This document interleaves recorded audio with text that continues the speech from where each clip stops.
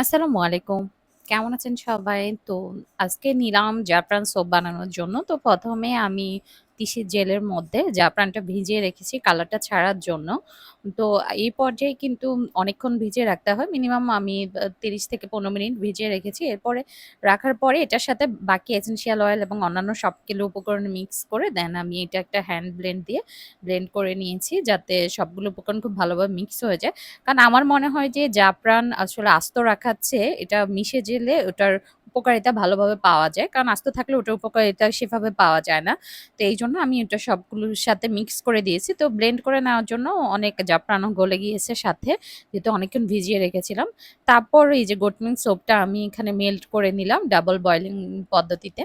তো অনেকেই দেখা যায় এটা অনেকক্ষণ ধরে বয়েল করে। ডাবল বয়েলিং পদ্ধতিতে আপনি জাস্ট এই সাবানটা গলিয়ে নিবেন। তারপর এটা নামিয়ে বাকি উপকরণ এবং অন্যান্য সব উপকরণ এটার সাথে দিয়ে মিক্স করে নিবেন। তো জাফরানের কালারটা এবং সাথে আমি আম কালারের জন্য কাঁচা হলুদের গুঁড়া এড করেছি, যেটা আমাদের ত্বকের জন্য ভালো।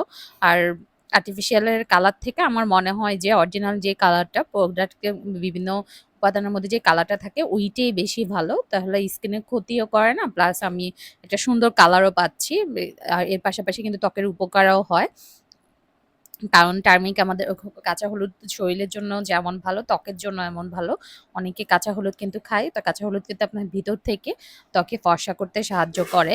তো সবকিছু মেল্ট করে তারপর নামিয়ে কিছুক্ষণ ঠান্ডা করে এরপরে এর সাথে কিছুক্ষণ ভালো করে মিক্স করে নিয়ে এরপর আমি সবগুলো সাবানের এই যে মিক্সচারটা আমি একটা মোল্ডে নিয়ে নিলাম। তো এই মোল্ডে নেওয়ার পরে মিনিমাম ৩ থেকে ৪ ঘন্টা রেখে দেওয়ার পরেই কিন্তু আপনার সাবানটা একদম রেডি। তো গুঁড়া দেওয়াতে একটা প্রবলেম হয়েছে যে খুব ভালোভাবে এটা মিক্স হয়নি। কিছু উপরে রয়ে গেছে। আর জাফরানটা কিন্তু আমি প্রত্যেকটাই বাইটের মধ্যে প্রত্যেকটা ইয়ের মধ্যে দিয়েছি। আপনারা সাবান ঢালার সময় দেখছেন। বাট তারপরেও আলহামদুলিল্লাহ মোটামুটি একটা ভালোই কালার আসছে। তা আমার সবগুলো সোপ কিন্তু এখন রেডি। তো আমি এটা পরের দিন যেহেতু রাতে বানাতে অনেক লেট হয়ে গেছিল। প্রায় ৩টা ৩:৩০ মতো। তো এরপর আমি সকালবেলা এগুলা আনমোল্ড করছি সবগুলো সাবান।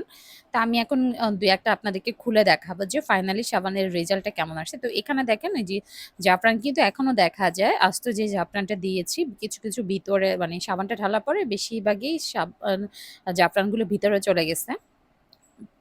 তারপরে কিছু উপর থেকেই দেখা যায়। তো এই যে ফাইনালি আমার সাবানের লুক। তো আলহামদুলিল্লাহ তারপরেও সাবানের কালার যেমনই আসছে আর্টিফিশিয়াল কালার ইউজ না করে একদম ন্যাচারাল কালার দিয়ে মোটামুটি ভালো একটা কালার আসছে। তো আমি এখন এটা আনমোল্ড করব। এই যে দেখেন কিছু যতগুলা জাফরান আমি আসলে মেল্ট করছি এগুলা ছোট হয়ে একদম তো পুরোপুরি মিক্স হয় নাই। কিছু রয়ে গেছে। তো ফাইনালি এটা হলো আমার জাফরান গোট মিল্ক সোপের কালার। দেখেন। তো এটা হলো একদম বড় সাইজেরটা ১০০ গ্রাম যেটা। তো আমি এখন ৫০ গ্রামেরটাও দেখাবো। আর এটার সাথে কিন্তু অনেক কিছু তো এখন থেকে কিন্তু আমাদের পেজে আপনারা এই গোট মিল্ক সোপটা আগের থেকে রিজনেবল প্রাইসে পাবেন। কারণ আমি ট্রাই করেছি যে সবসময় চেষ্টা করি যে আপনাদেরকে একটু রিজনেবল প্রাইসে ভালো কিছু দেওয়ার জন্য। যাতে একদম সাধ্যের বাইরে না থাকে, মোটামুটি হাত সাধ্যের মধ্যেই থাকে।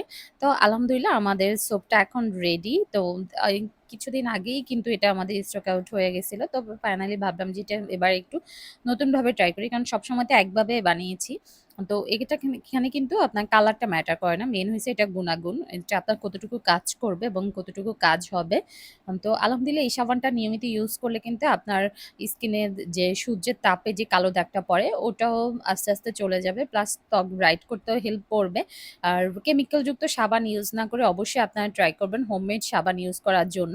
আর এটা আপনি মুখে প্লাস ফুল বডিতেও ইউজ করতে পারবেন। তো এই সাবানটা যদি অর্ডার করতে চান আমাদের পেজে ইনবক্সে বা হোয়াটসঅ্যাপে অর্ডার করতে পারেন।